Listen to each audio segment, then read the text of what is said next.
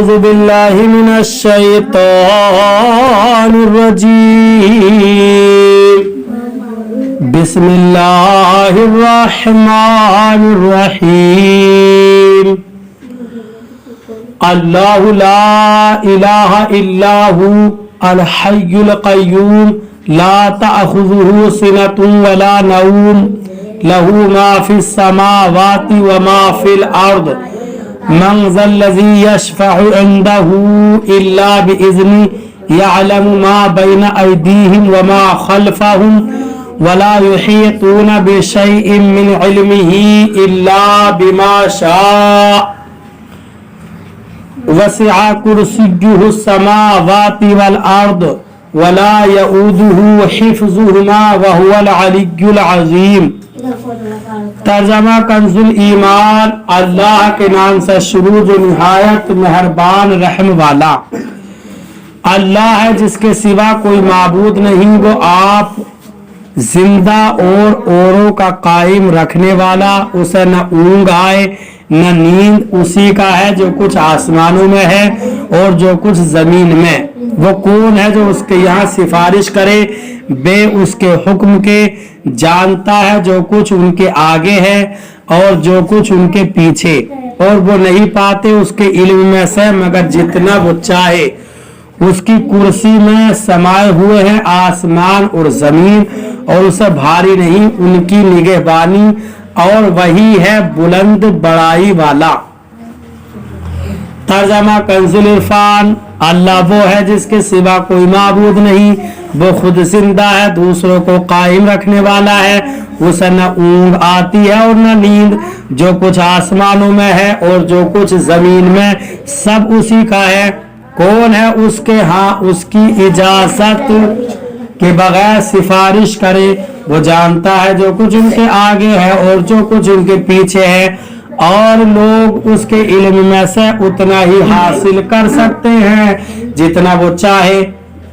اس کی کرسی آسمان اور زمین کو اپنی وسعت میں لیے ہوئے ہے اور ان کی حفاظت اسے تھکا نہیں سکتی. اور وہی بلند شان والا عظمت والا ہے. اللہ لا الہ الا ہو. اللہ وہ ہے جس کے سوا کوئی معبود نہیں. اس آیت میں اللہ تعالیٰ کی الوہیت اور اس کی توحید کا بیان ہے. اور اس آیت کا خلاصہ یہ ہے کہ اللہ تعالیٰ واجب الوجود اور عالم کو ایجاد کرنے اور تدبیر فرمانے والا ہے.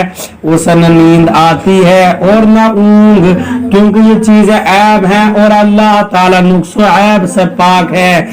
آسمانوں اور زمین میں موجود ہر چیز کا وہی مالک ہے اور ساری کائنات میں اسی کا حکم چلتا ہے.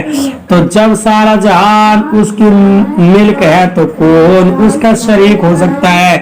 مشرکین یا تو ستاروں اور سورج کو پوجتے ہیں جو آسمانوں میں ہیں. یہ دریاؤں پہاڑوں پتھروں درختوں جانوروں آگ وغیرہ کی پوجا کرتے ہیں جو زمین میں ہے. تو جب آسمان و زمین کی ہر چیز اللہ تعالیٰ کی ملک ہے تو یہ چیزیں کیسے پوجنے کے قابل ہو سکتی ہے. اور مشرکین یہ گمان کرتے ہیں کہ جو بت شفاعت کریں گے وہ جان لیں کہ کفار کے لیے کوئی شفاعت نہیں. اللہ تعالیٰ کے حضور اجازت یافتگان حضرات کے سوا کوئی شفاعت نہیں کر سکتا. اور اجازت والے حضرات انبیاء اکرام علیہ السلام ملائکہ علیہ السلام اولیاء رحمت اللہ تعالی علیہم اور مومنین ہیں. اللہ تعالیٰ ہر چیز کا علم رکھتا ہے خواہ اس کا تعلق لوگوں سے ما قبل کا ہو یا ما بعد کا, امور دنیا کا ہو یا امور آخرت کا. اللہ تعالیٰ کے علم سے کسی کو کچھ نہیں مل سکتا جب تک وہ نہ چاہے اور وہ عطا نہ فرمائے. ذاتی علم اسی کا ہے اور اسی کے دینے سے کسی کو عطائی علم ہو سکتا ہے. جیسے وہ اپنی مشیت سے لوگوں کا اسرار کائنات پر اور انبیاء اور رسول علیہ السلام کو غیب پر مطلع فرماتا ہے. اللہ تعالیٰ کی عظمت بے نہایت ہے. تنبیہ آیت میں इल्हियात के आला मसाइल का बयान है। जितना इसमें गौर करते जाएं अल्लाह ताला की अजमत और उसके बारे में अकाइद इतना ही वाज़ेह होते जाएं। इस आयत को आयतुल कुर्सी कहते हैं। अहादीस में इसकी बहुत फजीलतें बयान की गई हैं। इनमें से 4 फजाइल दर्ज झेल है। एक, आयतुल कुर्सी कुरान मजीद की सबसे अजीम आयत है।